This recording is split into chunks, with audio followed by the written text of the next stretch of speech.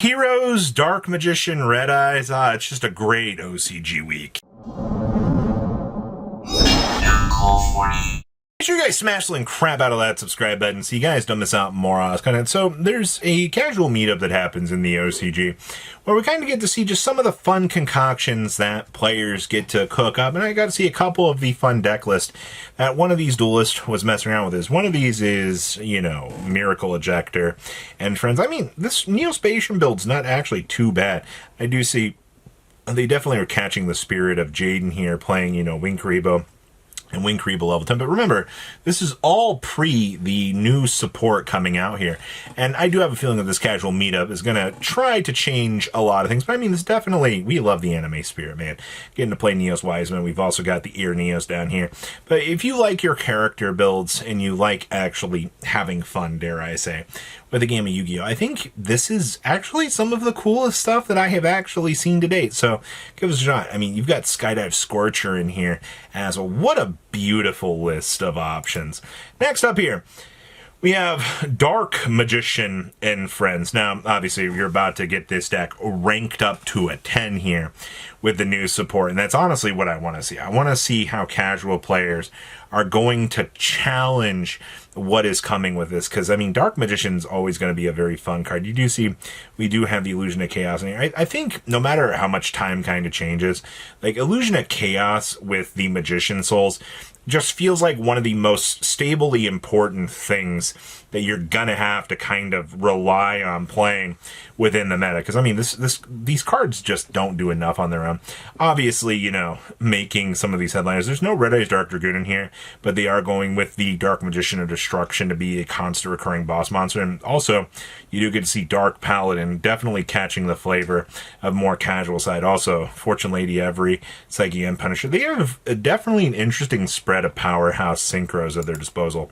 And we've also got a Red Eyes pile by the same duelist that was relying on things like Red Eyes Summon Skull to make some of these powerhouse fusion, but also you get to see the Archfiend Black Skull Dragon actually showing up, which I think this is kind of freaking awesome, man. When was the last time that you saw this card actually making a splash on things? The answer is you've not seen this in a very, very long time, because that's one of these cards that you look at and you're like, oh, okay, how can I use this to make things better? I do see we are playing Piercing the Darkness, which giving you the ability to draw cards when you drop vanilla monsters on the field, I do think serves a purpose.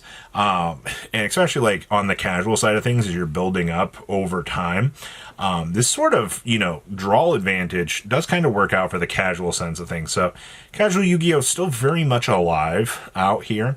And the fact that, they're doing very, very well with this is very, very intriguing.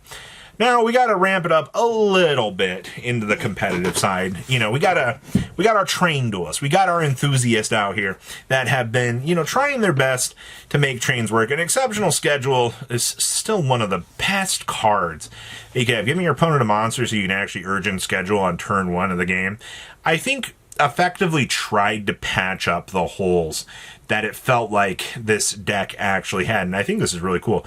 I do also appreciate the fact that we are playing Drag Down to the Grave in here. Considering the fact that certain hand traps might be the bane of your existence, in using this to gain knowledge from your opponent, to kind of actually make a game plan and figure out, oh, hey, I need to play against this, or I need to pivot into this right now to make the optimal play, is very, very, very train-like. Also, we have 2 limiters if we want to try to just win the game on absolute tension, which is hilarious. Next up here, we have, holy crap, I have not seen this deck in forever. We actually have somebody trying to bring into the modern times Mekk-Knights. I got to clap for it, man. This is actually really cool. I do see we are playing 2 Change of Hearts. I actually kind of think that's kind of important because Lib is entirely generic. You just obviously, have to have a World Legacy card in the graveyard in order to make this. So you can technically set up your column monster here, Change of Heart the opponent's monster, and then, boom, bring out, you've already served your purpose off of this. So, I mean, okay, obviously Morningstar is also able to use the opponent's monster to kind of make things. You just have to have a Mekk-Knight monster do it. So Change of Heart actually serving a pretty decent purpose within this deck. Obviously, I see we've got some little cheesy broken things in here. Also, you know, being able to park a Gamma Seal into a column so you can control things is also kind of important. Next up here, we have Ritual Beast. Oh boy, take me back to a time where the Ritual Beast are still roaming the mountains and doing things. I do see that this deck is still playing Triple Dimensional Fissure. I do not blame you for wanting to play Triple Dimensional Fissure in this. Being able to obviously seal off the graveyard and make very, very powerfully strong boss monsters, I think is going to continue to be one of the reasons why this deck does well. Now, I do see Nemesis Flag and Nemesis Quarter, but there's no Protoss and no Escandor in here. Instead, we're just kind of relying on this sub-package to make a Thunder Dragon Colossus. I don't hate this idea. I want to point that out. All right, I think dealing with a Colossus is a lot more fair than dealing with a Protoss locking me out of playing the game. I'll see we're playing the Noble Arm Shield Bearer in here as a little bit of a tech choice. That's actually kind of nice. You know, having all of these little extra pieces to kind of bring together is actually kind of nice. Next up here, what in the world is this pile? First of all, we got rockets in my my Predaplant deck. Oh my god. This is the brainchild of somebody that was like, yeah, Predaplants work. The only thing I'm scared of, if I were to like want to take this to an event, is you got to be, I don't think any of these cards lock you, but you got to be very, very careful of what you're doing with this, which I also believe that this makes it, yeah, so I believe this does provide a soft lock on you.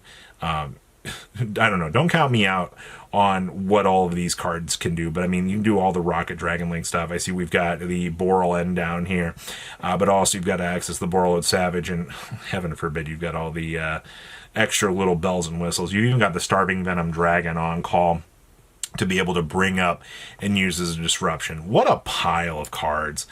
Next up, oh, we have Tearlaments.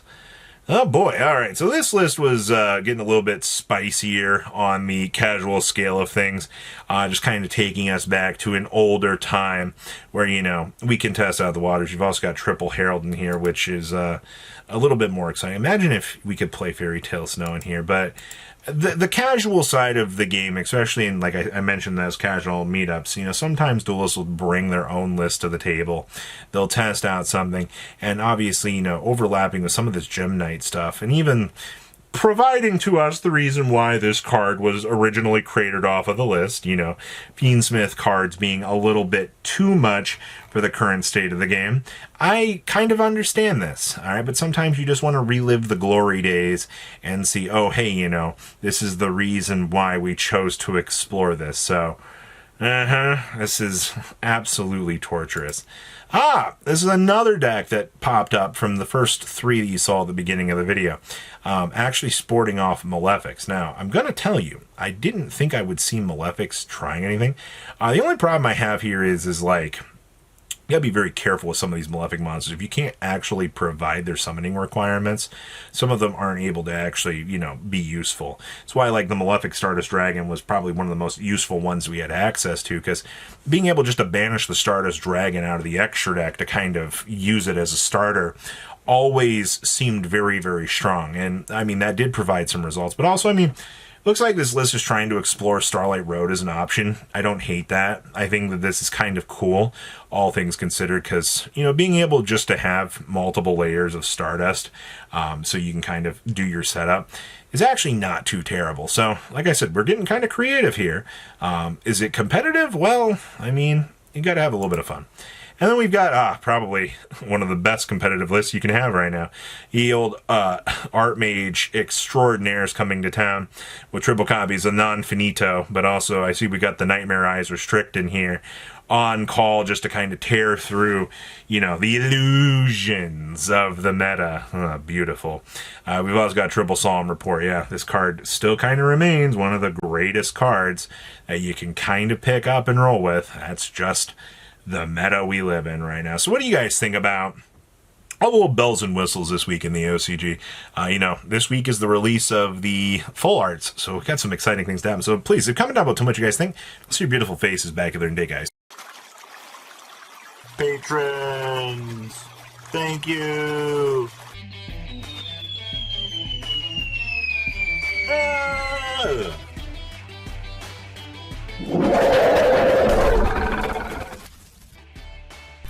Thank you so much for watching. Check out these other videos.